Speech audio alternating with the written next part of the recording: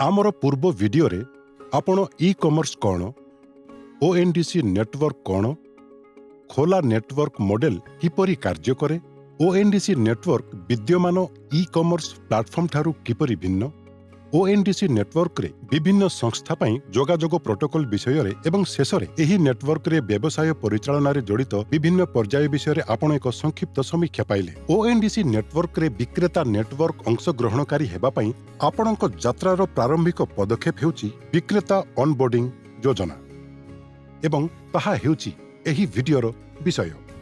विक्रेता ऑनबोर्डिंग यात्रा निम्न भଳି अटे। नंबर 1, केउ वर्गर विक्रेता को ऑनबोर्ड करिवे ताहा आपण स्थिर करिवे। 2, आपण ऑनबोर्डिंग विक्रेता मानक पई आवश्यक दल एवं उत्स गुडी को योजना करंती। 3, आपण विक्रेता मानक ओएनडीसी नेटवर्क माध्यम रे विक्रय करिबा को बुझांती। 4, वाणिज्यिक शर्तावली सहित सहमत हेबा। 5, विक्रेता पंजीकरण प्रक्रियाकरण एवं 6 हेउछि तालिकाकरण। आमे जेपरि उल्लेख करिछु एहा विक्रेता नेटवर्क अंशग्रहणकारी सहित आरंभ हुए जे से केउ प्रकार विक्रेता को ऑनबोर्ड करबाकू चाहंती एवं से केउ वर्ग रे कार्य करबाकू चाहंती। विक्रेता नेटवर्क अंशग्रहणकारी कार्य करबाकू निष्पत्ति नेउथिबा वर्ग किंबा डोमेन अनेक कारण उपर निर्भर करे, जेपरि कि एक डोमेन किंबा वर्गर अतीतर अभिज्ञता। एहा ऑफलाइन किंबा ऑनलाइन होई पारे। एक वर्ग चयन कला बेले एक विक्रेता नेटवर्क अंशग्रहणकारी एक वर्ग को पसंद करिबा लाभदायक अटे, जेउठारे विक्रेता किंबा विक्रेता नेटवर्क अंशग्रहणकारी दलर कार्य रे पूर्व अभिज्ञता थाए। एहा आपणको विक्रेता नेटवर्क अंशग्रहणकारी एक विद्यमान विक्रेता आधार रे एक प्रारंभ प्रदान करिबो। वर्गर कार्यगत नियम बुझिबारे एवं विक्रेता मानक पई सूचना सहित एक प्रासंगिक कैटलॉग सृष्टि करिबारे एक प्रारंभ प्रदान करिबो, जहाकी क्रेता माने साधारणतः एही वर्ग रे खोजंती। वर्गर निर्दिष्ट मार्जिन गुड़िक बनाम ऑपरेशन रो मूल्य बुझिबा। मार्जिन एवं हाराहारी ऑर्डर मूल्य वर्ग गुड़िक मध्यरे भिन्न भिन्न होइथाय। एक निर्दिष्ट सहर बा अंचल एवं वर्गरे जणे विक्रेता नेटवर्क अंशग्रहणकारी पई ऑपरेशन रो मूल्य कोन ताहा उपरे निर्भर करी आपण विक्रेता नेटवर्क अंशग्रहणकारी सेही वर्ग गुड़िकर तालिका करिबा पई विभिन्न वर्गरे मार्जिन एवं हाराहारी ऑर्डर मूल्य ठारू पछकु काम करिबा आवश्यक, जहा ऑपरेशन रो मूल्य को कवर करिबो। एक निर्दिष्ट वर्गर आंचलिक जोगाण एकाग्रता। एहा द्वारा आमे कोन बुझिबा को चाहू? ठीक अछि, विक्रेता नेटवर्क अंशग्रहणकारी एक निर्दिष्ट वर्ग पई जोगाणर एकाग्रता सहित एक अंचल रे कार्य करि पारंती, किंतु चाहिदा समग्र भारत रे होई पारे। आपण मानक मध्यरु केतक हेतु एही वर्ग रे विक्रेता मानकु ऑनबोर्ड करिबा पई एही स्थान आधारित सुविधा को आगो को नेबा को चाहि पारंती। स्थानीय चाहिदा किंबा हाइपर लोकल क्षेत्र रे वर्ग रे खर्च।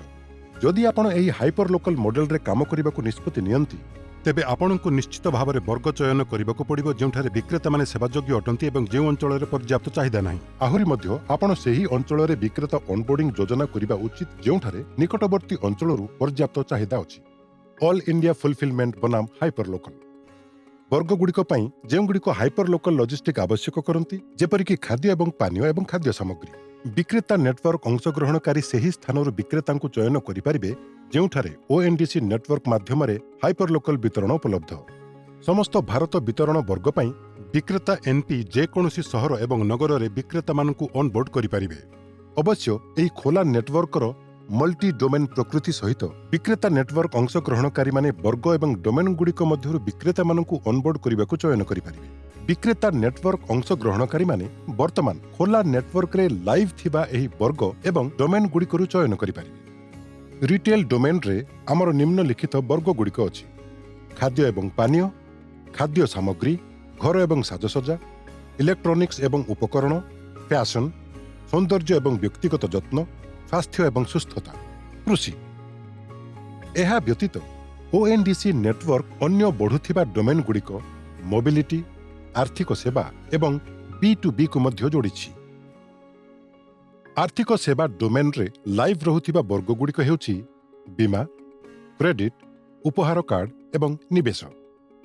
नेटवर्कर विकास हेतु आमे विक्रेता नेटवर्क अंशग्रहणकारी चयन पई अधिक डोमेन एवं वर्ग जोड़िबु। ओएनडीसी नेटवर्क रे आपणकर सफलता पई विक्रेता ऑनबोर्डिंग योजना प्रक्रिया अत्यंत गुरुत्वपूर्ण अटे। ଜଣେ ବିକ୍ରେତା ନେଟୱାର୍କ ଅଂଶଗ୍ରହଣକାରୀ ବିକ୍ରେତାମାନଙ୍କର ଉଭୟ ପରିଣାମ ଏବଂ ଗୁଣବତ୍ତାକୁ ଦେଖି ଅନବୋର୍ଡ କରିବାକୁ ବାଛିଥାନ୍ତି, ଯେପରିକି ସେମାନେ ଯୋଗାଇବାକୁ ଚାହୁଁଥିବା ବର୍ଗ ଅନୁସାରେ ସେମାନେ ସୃଷ୍ଟି କରିଥିବା ମୋଟ ରାଜସ୍ୱ ସ୍ଥିର କରିବେ। ଗୁଣାତ୍ମକ ବିକ୍ରେତାମାନେ ନିଶ୍ଚିତ କରନ୍ତି ଯେ ପ୍ରାପ୍ତ ଅର୍ଡରଗୁଡ଼ିକ ପୂରଣ ହେବ। ଅଧିକ ଭଲ ଗୁଣବତ୍ତା ବିକ୍ରେତା ଅର୍ଥ ହେଉଛି ଅଧିକ କାରବାର, ଅଧିକ ରାଜସ୍ୱ ସହିତ ସମାନ। ବର୍ତ୍ତମାନ ଆସନ୍ତୁ ବିକ୍ରେତା ଅନବୋର୍ଡିଂ ପ୍ରକ୍ରିୟାରେ ଜଡ଼ିତ ସୋପାନଗୁଡ଼ିକରେ ପହଞ୍ଚିବା। ଗୁରୁତ୍ୱପୂର୍ଣ୍ଣ ପ୍ରଥମ ସୋପାନରୁ ଆରମ୍ଭ। ବିକ୍ରେତା ଅନବୋର୍ଡିଂ ପ୍ରକ୍ରିୟା ଯୋଜନା କରୁଛି। ବିକ୍ରେତା ଏକକୀକରଣକୁ ଶୃଙ୍ଖଳିତ କରିବା, ସମୟ, ପ୍ରୟାସ ଏବଂ ମୂଲ୍ୟର ବ୍ୟୟକୁ କମ୍ କରିବା ପାଇଁ ଏକ ସୁବ୍ୟାଖ୍ୟା ଯୋଜନା ପ୍ରକ୍ରିୟା ଆରମ୍ଭ କରିବା ଜରୁରୀ ଅଟେ। ତେବେ ଏହା ପ୍ରକୃତରେ କ'ଣ ଅନ୍ତର୍ଭୁକ୍ତ କରେ ଏବଂ ଆମେ ଏହା ପାଖକୁ କିପରି ପହଞ୍ଚିବା? ଚାଲନ୍ତୁ ଅଧିକ ଅନୁସନ୍ଧାନ କରିବା। ବିକ୍ରେତାମାନେ ଅନବୋର୍ଡିଂ କରିବା ସମୟରେ ବିକ୍ରେତା ନେଟୱାର୍କ ଅଂଶଗ୍ରହଣକାରୀଙ୍କ ଯାତ୍ରାକୁ ବୁଝିବା ହିଁ ଦକ୍ଷତା ଏବଂ କାର୍ଯ୍ୟକାରିତା ପାଇଁ ଗୁରୁତ୍ୱପୂର୍ଣ୍ଣ ଅଟେ। ଏହି ପ୍ରକ୍ରିୟାକୁ ଅଧିକ ଅନ୍ତର୍ନିହିତ ଭାବରେ ବୁଝିବା ପାଇଁ ଆମେ ଏହାକୁ ଏକ ଫନେଲ ବ୍ୟବସ୍ଥା ସହିତ ତୁଳନା କରୁ। ଏହି ଫନେଲ ଦର୍ଶାଏ ଯେ ଆପଣ ବିକ୍ରେତା ନେଟୱାର୍କ ଅଂଶଗ୍ରହଣକାରୀ କିପରି ପ୍ରାରମ୍ଭିକ ପର୍ଯ୍ୟାୟରେ 100ଟି ବିକ୍ରେତାଙ୍କ ସହିତ ଜଡ଼ିତ ହୋଇପାରନ୍ତି, କିନ୍ତୁ ଅନବୋର୍ଡିଂ ପ୍ରକ୍ରିୟା ଶେଷ ହେବା ପର୍ଯ୍ୟନ୍ତ କେବଳ 10ଟି କାର୍ଯ୍ୟକ୍ଷମ ହୋଇପାରନ୍ତି ଏବଂ ଅର୍ଡର ଗ୍ରହଣ କରିବାକୁ ପ୍ରସ୍ତୁତ ହୋଇପାରନ୍ତି। ଫଳସ୍ୱରୂପ, ଯଦି ଉଦ୍ଦେଶ୍ୟ ହେଉଛି 20ଟି ଲାଇଭ୍ ବିକ୍ରେତା, ତେବେ ଆପଣଙ୍କୁ 200ଟି ବିକ୍ରେତାଙ୍କ ନିକଟକୁ ଯିବାକୁ ପଡ଼ିବ। ସକ୍ରିୟ ବିକ୍ରେତାଙ୍କୁ ଯଥାସମ୍ଭବ ସମ୍ଭାବ୍ୟ ବିକ୍ରେତାଙ୍କ ନିକଟରେ ପହଞ୍ଚିବା ଲକ୍ଷ୍ୟ ରଖି ଏହି ପଦ୍ଧତି ଆରମ୍ଭରୁ କୌଶଳ ଭିତ୍ତିକ ଯୋଜନା ଆବଶ୍ୟକ କରେ। ଫନେଲ ଆରମ୍ଭରେ ଆପଣ ବହୁତ ସଂଖ୍ୟକ ବିକ୍ରେତାଙ୍କ ପାଖକୁ ଯିବା ଆବଶ୍ୟକ ହୋଇପାରେ। ଆପଣ ବିକ୍ରେତା ନେଟୱାର୍କ ଅଂଶଗ୍ରହଣକାରୀ କୌଶଳର ସହିତ ଉତ୍ସଗୁଡ଼ିକ ବଣ୍ଟନ କରିବା ଆବଶ୍ୟକ। ଏହା ସୁନିଶ୍ଚିତ କରେ ଯେ ବିକ୍ରେତାଙ୍କ ଯୋଗଦାନ ଏବଂ ଅନବୋର୍ଡିଂ କଲ୍ ମାଧ୍ୟମରେ ହେଉ କିମ୍ବା ବ୍ୟକ୍ତିଗତ ସାକ୍ଷାତ ଦ୍ୱାରା ହେଉ, ତାହା ଉଭୟ ପ୍ରଭାବଶାଳୀ ଏବଂ ଦକ୍ଷ ଅଟେ। ବିକ୍ରେତା ଅନବୋର୍ଡିଂ ପ୍ରକ୍ରିୟାରେ ବିକ୍ରେତାମାନଙ୍କ ନିକଟରେ ପହଞ୍ଚିବା, ଆଗ୍ରହୀ ବ୍ୟକ୍ତିଙ୍କ ତାଲିକା କରିବା, ସେମାନଙ୍କ ପଞ୍ଜୀକରଣ ପ୍ରକ୍ରିୟାକରଣ, ତାଲିକା ଏବଂ ଇନଭେଣ୍ଟରି ସୂଚନା ସେୟାର କରିବା ଭଳି ଅନେକ ପର୍ଯ୍ୟାୟ ଅନ୍ତର୍ଭୁକ୍ତ, ଯାହା ବିକ୍ରେତାମାନଙ୍କୁ ପ୍ଲାଟଫର୍ମରେ ଲାଇଭ୍ ଯିବାକୁ ସକ୍ଷମ କରି ଅର୍ଡର ଗ୍ରହଣ କରିବାକୁ ପ୍ରସ୍ତୁତ କରୁଛି। ପରବର୍ତ୍ତୀ ପଦକ୍ଷେପଟି ସମ୍ଭାବ୍ୟ ବିକ୍ରେତାମାନଙ୍କ ସହିତ ସଂଯୋଗ ସ୍ଥାପନ କରିବା ଏବଂ ସେମାନଙ୍କୁ ONDC ନେଟୱାର୍କ ମାଧ୍ୟମରେ ବିକ୍ରୟ କରିବାକୁ ବୁଝାଇବା। ଏହା ଫନେଲର ସବୁଠାରୁ ପ୍ରଶସ୍ତ ବିଭାଗ ଗଠନ କରେ। ପ୍ରାରମ୍ଭିକ ସମ୍ପ୍ରସାରଣ ପରେ ଆପଣ ନିଶ୍ଚିତ ଚିହ୍ନଟ କରିବେ ଯେ କେଉଁ ବିକ୍ରେତାମାନେ ଅନଲାଇନ୍ ବିକ୍ରୟ ଆଶାରେ ପ୍ରକୃତରେ ଆଗ୍ରହୀ ଅଟନ୍ତି। ସମ୍ଭାବ୍ୟ ବିକ୍ରେତାମାନଙ୍କୁ ONDC ନେଟୱାର୍କର ସୁବିଧାଗୁଡ଼ିକୁ ସ୍ପଷ୍ଟ ଭାବରେ ବ୍ୟାଖ୍ୟା କରିବା ଏବଂ ସ୍ୱଚ୍ଛ ଆଶା ପ୍ରତିଷ୍ଠା କରିବା ଆବଶ୍ୟକ କରେ। ଆଗ୍ରହ ସୁନିଶ୍ଚିତ ହେବା ପରେ ଅନବୋର୍ଡିଂ ପ୍ରକ୍ରିୟାରେ ଜରୁରୀ କାଗଜପତ୍ର ଏବଂ ସୂଚନା ସଂଗ୍ରହ ଅନ୍ତର୍ଭୁକ୍ତ। ଏଥିରେ KYC ବିବରଣୀ, GST ସୂଚନା, ଗୋଟିଏ ବାତିଲ ହୋଇଥିବା ଚେକ୍ ଏବଂ ଯୋଗଦାନ ଏବଂ ଦେୟ ସର୍ତ୍ତାବଳୀ ଉପରେ ପାରସ୍ପରିକ ଚୁକ୍ତି ଅନ୍ତର୍ଭୁକ୍ତ ହୋଇଛି। ଆମର ହୋଇଗଲା ପ୍ରାୟତଃ ଆପଣଙ୍କର ବିକ୍ରେତା ONDC ନେଟୱାର୍କରେ ଲାଇଭ୍ ହୋଇ ଅର୍ଡର ଗ୍ରହଣ ଏବଂ ପୂରଣ କରିବା ପୂର୍ବରୁ ଗୋଟିଏ ଶେଷ ସୋପାନ ଅଛି। ବିକ୍ରେତାମାନେ କ୍ୟାଟାଲଗ ଏବଂ ଇନଭେଣ୍ଟରି ସୂଚନା ଅଂଶୀଦାର କରିବା ଆବଶ୍ୟକ। ଜଣେ ବିକ୍ରେତା ନିଶ୍ଚିତ ଭାବରେ ବିକ୍ରେତା ନେଟୱାର୍କ ଅଂଶଗ୍ରହଣକାରୀଙ୍କ ମାଧ୍ୟମରେ ବିକ୍ରୟ କରିବାକୁ ଚାହୁଁଥିବା ଉତ୍ପାଦଗୁଡ଼ିକର ସମ୍ପୂର୍ଣ୍ଣ ବିବରଣୀ ଅଂଶୀଦାର କରିବେ। ବିବରଣୀ ମଧ୍ୟରେ ବ୍ରାଣ୍ଡ ନେମ୍, ବିକ୍ରୟ ମୂଲ୍ୟ, MRP, ଉତ୍ପାଦ ନାମ ଇତ୍ୟାଦି ଅନ୍ତର୍ଭୁକ୍ତ। ଏହା ଏକ ଡିଜିଟାଲ କ୍ୟାଟାଲଗ ସୃଷ୍ଟି କରିବା ପାଇଁ ଆବଶ୍ୟକ, ଯାହାର ଉତ୍ପାଦ ବିଷୟରେ ସବିଶେଷ ତଥ୍ୟ ଅଛି। ଏହି ଅଧିବେଶନରେ ଆମେ ବିକ୍ରେତା ଅନବୋର୍ଡିଂ ଯୋଜନାର ବିସ୍ତୃତ ସୋପାନଗୁଡ଼ିକୁ ପରିବ୍ୟାପ୍ତ କରିଲୁ, ଯାହା ବିକ୍ରେତା ଅନବୋର୍ଡିଂ ପାଇଁ ଯୋଜନା ଉତ୍ସରୁ ଆରମ୍ଭ ହୋଇଥାଏ ଏବଂ ପରେ ବିକ୍ରେତାଙ୍କ ନିକଟରେ ପହଞ୍ଚିବା, ସେମାନଙ୍କୁ ONDC ନେଟୱାର୍କ ମାଧ୍ୟମରେ ବିକ୍ରୟ କରିବାକୁ ପ୍ରବର୍ତ୍ତାଇବା, ବାଣିଜ୍ୟିକ ସର୍ତ୍ତାବଳୀ ସହମତି, ବିକ୍ରେତାଙ୍କ ପଞ୍ଜୀକରଣ ପ୍ରକ୍ରିୟାକରଣ ଏବଂ ଶେଷରେ ସମସ୍ତ ଉତ୍ପାଦ ସୂଚନା ତାଲିକାଭୁକ୍ତ କରିବାରେ ଶେଷ ହୁଏ।